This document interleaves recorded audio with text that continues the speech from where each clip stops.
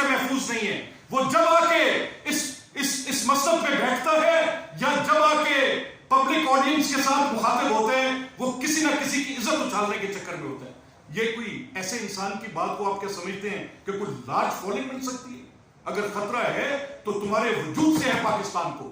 اگر خطرہ ہے پاکستان کی سوسائٹی کو, تمہارے وجود سے خطرہ ہے, جس کو تم انتشار کا شکار کرنے روز اترتے ہو, بلا ناغہ اترتے ہو.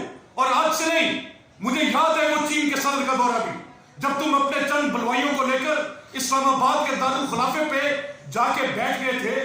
میں اپنی جماعت میں چیخ چیخ کر کہتا رہا کہ یہ شخص پاکستان کی سالمیت کے خلاف ہے, اس کا بندوبست کریں.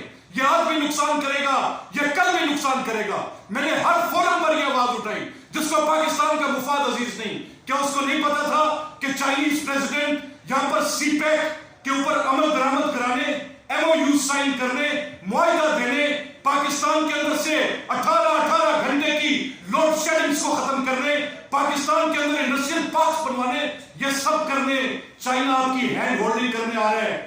لیکن یہ شخص وہاں مجمع لگا کے اپنے چند حوالیوں کے ساتھ پاکستان کے capital, parliament, supreme court, state guest house جو ہمارا پریزیڈنٹ ہاؤس ہے, باقی جتنے اسٹیبلشمنٹ کے دفاتر, ان کے سامنے چند بلوائیوں کو لے کے بیٹھا تھا اور پاکستان کے اندر وہ حال پیدا کر رہا تھا کہ خدا نہ خواستہ کہ صومالیہ کی تصویر نظر آئی. یہ میں نے بھی دیکھا اور آپ نے بھی دیکھا, کسی کو بھولا نہیں. اس کے جرائم کی فہرست بہت طویل ہے, چھوٹے جرائم نہیں ہیں. اور ایسے سنگین اور گھنانے جرائم میں برا سمجھتا ہوں کہ جب آپ غداری کے فتوے بانٹتے ہیں. میں اس کو کوئی غداری کا تمغہ دینے نہیں ہے, لیکن میں آپ کو وہ اقدامات بتا رہا ہوں جس کے ساتھ اس شخص کی تاریخ اٹی پڑی. اس کے ایک ایک اقدام کو آپ دیکھیں, کسی پیمانے پر جانچیں. وہ حب پاکستان میں نہیں, وہ بغض پاکستان میں. یہ شخص کسی ایک خاص ایجنڈے پر ہو سکتا ہے, اور مجھے اس چیز کے میرے پاس ایویڈنسز ہے. تاریخ ثابت کرے گی کہ جو یہ کر رہا ہے یہ تقسیم در تقسیم کرنا چاہتا ہے. یہ شخص پاکستان کی ریاست کی بنیادیں ہلانا چاہتا ہے. یہ پاکستان کے آئین کو ایک کاغذ کے ٹکڑے سے زیادہ نہیں سمجھتا. اس کے لیے اقتدار ہو تو یہ آئین اس کو بنیاد بنا کر دے کہ ایسے عمل کرنا ہے. اگر اس کے خلاف اس آئین پاکستان کے اندر کوئی بھی ایک ایسا پہلو ہو, ان ورکوں کو یہ اپنے عمر سرفرازوں کے ہاتھوں, قاسم سوریوں کے ہاتھوں, جو کہ اس ریاست پاکستان کے آئین کے اوپر ایک کالک سے زیادہ نہیں ہے, ان کے ہاتھوں یہ پامال روز کرواتا ہے. میں بھی دیکھ رہا ہوں, آپ بھی دیکھ رہے ہیں. اور اگر فیصلہ عوام نے کرنا ہے, there is a divided thought کہ ایک جھوٹ ہے اس پہ کمیشن کیا کرے. اب میں اس چیز کا ایڈوکیٹ ہوں ود ان دا پارٹی کہ نہ صرف میرا گورنمنٹ سے, فیڈرل گورنمنٹ سے یہ اصرار ہے کہ یہ ایک ایسا, کیونکہ it's an open and shut case. کون سی غداری, کیسی غداری, کون سے کریکٹرز. یعنی میں اس کے خلاف اس سیاست میں شامل ہوں کہ اس کی حکومت گرے. میں نے پنجاب اسمبلی کے ممبران کے ساتھ آج سے 6 ماہ پہلے غضنفر چینا مجھے آ کر اوتھ پر کہیں کہ اس نے پچھلے بجٹ کے دوران مجھ سے یہ نہیں کہا کہ عمران خان کی پالیسیوں پہ عدم اعتماد ہے اور 30 کے قریب اراکین آپ کے ساتھ شامل ہونا چاہتے ہیں. کیا یہ علیم خان صاحب کے اوپر کئی مقدمات اس عدم اعتماد پر ہوئے؟ کیا وہ کسی سفارتکار کے کہنے پر آئے؟ کیا یہ جو اسد کھوکھر ہیں ان کو کسی نے کہا کہ کب سے ان کی ناراضگی ہے؟ ان میں سے کون شخص اس عدم اعتماد کے موقع پر اپنی پارٹی سے ڈیفیکٹ کیا؟ کیا جہانگیر خان ترین کے اوپر کئی مقدمات؟ اب آپ کو یاد آیا کہ وہ مجھ سے یہ نفع لینا چاہتے تھے جب آپ ان کے پیسے پر پل رہے تھے. آپ کے گھر کا کچن چل رہا تھا. آپ کی پولیٹیکل پارٹی علیم خان کی اس کرٹسی کی بیسس پر جس پر آپ نے یہ اپنا پورا سٹرکچر بنایا وہ آپ کے ساتھ کر رہے تھے. تو تب آپ کو ان کے وہ روڈا کے ساتھ معاملات یاد نہیں تھے؟ پتہ نہیں تھا کہ وہ کیا کرتے ہیں؟ ہمیں تو پتہ ہے کہ آپ جھوٹ بول رہے ہیں, بیکاز وی نو اٹ. ہم ذاتی طور پر ان صاحب کو بھی جانتے ہیں اور آپ کو بھی جانتے ہیں کہ آپ ایک فری لوڈر ہیں. آپ نے زندگی میں اپنی جیب سے کبھی خرچ نہیں کیے. تو ان لوگوں کے پلڑے جب آپ کے پاس کچھ چند ایسے نئے ہوں گے, حکومت کے بعد آپ کے پاس آ گئی, شکلیں بھی نظر آتی ہیں, ہمیں پتہ ہے. لیکن وہ خدا کا خوف کریں. یہ مت سمجھیں کہ زبان صرف آپ کے پاس ہے. جب بات نکلی ہے تو دور تک جائے گی, رستے میں نہیں رکے گی. ہم چاہتے تھے کہ کچھ سینیٹی پریویل کرے.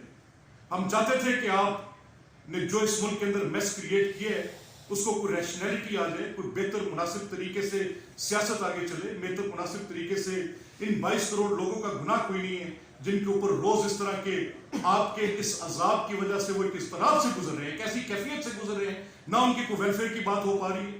گورننس کو پالیٹکس نے ڈومینیٹ کر لیا. پالیٹکس کے کیا بیانیہ آ گیا تھی, بیانیہ کیا گیا, ٹوٹل ایبسولوٹ نانسنس. آپ کیا سمجھتے ہیں لوگوں کا اجتماعی شعور اتنا کمزور ہے کہ وہ اس بے بنیاد بات کو تسلیم کر لیں گے؟ حد ہو. یہ جو آئین کا غدار ہے, آئین سے بغاوت کرتا ہے, وہ غدار نہیں. یہ جو ملک میں نفاق کے بیج بو رہے ہیں وہ غدار نہیں, باقی لوگ غدار. قومی اداروں کی ساکھ پر حملے کر رہے ہیں وہ غدار نہیں. اور وہ غداری کی کیا ڈیفینیشن ہو؟ اگر کسی کے ایکٹ نے غداری ڈیمانسٹریٹ کی ہے, عمران خان کی حکومت ختم کرنا, تم کر کیا رہے تھے؟ کون سا وہ مسئلہ تھا جو کسی بھی ملک کو تمہارے سے ہو سکتا تھا؟ حد ہوگی.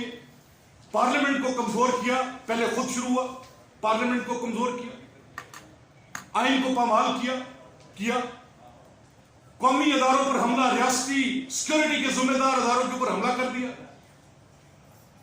اگر جس ملک میں, یہ میری بات یاد رکھیں, میں ان پبلک اپیل, میں بالکل پوری قوم کے سامنے یہ بات رکھنا چاہتا ہوں کہ جس ملک میں آئین کی قدر نہ ہو, پارلیمان کی اہمیت اور توقیر نہ ہو, اور سینٹرل اتھارٹی ایروڈ ہو جائے, جو کہ آج آپ کی فوج کی ہے, تو اس کے حالات لیبیا جیسے بنتے ہیں.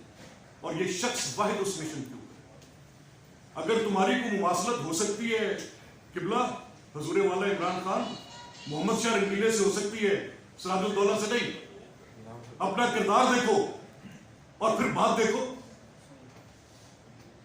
حد ہوگی. یہ بتائیے گا, آپ بڑے انوائنگ لگ رہے ہیں کل کی اسٹیٹمنٹ کے اوپر خان صاحب کی, تو پبلکلی اسٹیٹمنٹ تو نواز شریف بھی دیتے ہیں گجرانوالہ کے اندر, تب آپ کا پرسنل سینٹیمنٹ کہاں پہ تھا جب آج آپ کے جو پرسنل سینٹیمنٹ نظر آ رہا ہے؟ دیکھیں جی, ہمارا سینٹیمنٹ کہاں پر تھا؟ دیکھیں, گزارش یہ ہے, ایبسلوٹلی ہم اس نانسنس کو ٹالریٹ نہیں کر سکتے. یہ عمران خان جو اس وقت جس ڈرائیو پہ نکلے ہوئے ہیں, یہ ریاست پاکستان کے وجود کے خلاف ہے, یہ پاکستان کی سیاست اور ریاست کے خلاف ہے. ہماری ان سے, ان کی پارٹی سے ہمیں کسی اچھے کی امید نہیں. ہم مکمل طور پہ جانتے ہیں کہ یہ شخص کیا چاہتا ہے. ہم یہ جانتے ہیں کہ اس کی جو بھی آئین کے لیے تھوڑی بہت سوچ اس کی ہو سکتی ہے, وہ آپ نے دیکھی ہے, اس نے ڈیمانسٹریٹ کی. میرا شکوہ ایک شکوے کے انداز میں تھا جس میں ایسی تہمت نہیں تھی. میں کر سکتا تھا, کرنے کا حق حاصل ہے. نوبڈی از اے سیکرڈ کاؤ.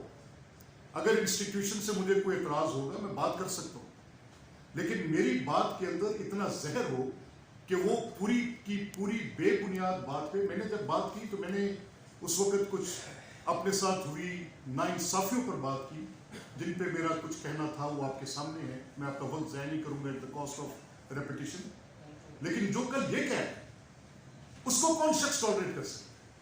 میری تو اس میں استدعا ہوگی کہ اس کو بالکل اسکاٹ فری نہیں جانا چاہیے. یہ شخص, میں I hold a responsible position with my, اپنی اس رائے پہ میں قائم ہوں, اور میں اپنی پارٹی سے بھی درخواست کروں گا. میں بالکل to all academia, to all those who matter, یہ بات ان کے سامنے رکھنا چاہتا ہوں کہ یہ